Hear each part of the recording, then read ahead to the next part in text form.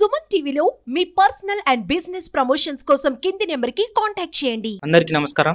నేను మీ చందు జనసేన నంద్యాల జనసేన పార్టీ.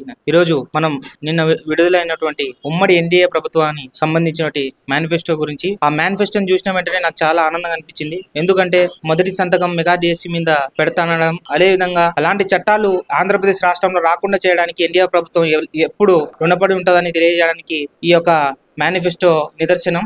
అదే విధంగా వాలంటీర్లకు చాలా అపోహ ఉంది. వాలంటీర్ల ఉద్యోగం వెళ్ళిపోతుంది, వాలంటీర్ వ్యవస్థను కంటిన్యూ చేయరని అందరూ అపోహ పడుతున్నారు. వాలంటీర్ వ్యవస్థ కంటిన్యూ చేస్తారు. 10,000 రూపాయల వేతనం ఇస్తారు వాలంటీర్లందరికీ. అదే విధంగా మనం చూసాం, గత ప్రభుత్వంలో ఇసుకను కొనాలంటే బంగారం కొనాలంత ఉండేది. కానీ ఈ ప్రభుత్వం వచ్చిన వెంటనే ఆ ఇసుకని ఫ్రీగా ఉచితంగా ఇవ్వడానికి రెడీ అవుతుంది ప్రభుత్వం. అదేవిధంగా ఇంకా చూసుకుంటే నిరుద్యోగులకు 20 లక్షల ఉద్యోగాలు రాబోతున్నాయి. నిరుద్యోగ భృతి కూడా ఇవ్వబోతున్నారు. ఇలా చూసుకుంటే చాలా పథకాలు ఉన్నాయి.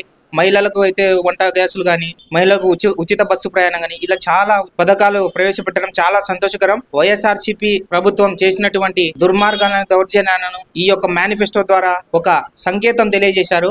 ఈ మేనిఫెస్టోని మనం అందరము గమనించి ప్రతి ఒక్కరూ కూటమి అభ్యర్థులను గెలిపించాలని నంద్యాల జనసేన పార్టీ నుండి నేను అందరినీ కోరుకుంటూ సెలవు తీసుకుంటున్నాను. జై హింద్, జై జనసేన. అందరికీ నమస్కారం. నిన్నటి రోజున మనము ఉమ్మడి పార్టీలు మేనిఫెస్టోను రిలీజ్ చేయడం జరిగింది. మేనిఫెస్టో ప్రతి ఒక్కరికి ఆంధ్ర రాష్ట్ర ప్రజలందరికీ మంచి చేకూరించే విధంగా ఉందని మేము బలంగా నమ్ముతున్నాం. మొదటి సంతకం మెగా డిఎస్సిపై చేయడం చాలా ఆనందోత్సవం, చాలా ఆనందంగా ఉంది.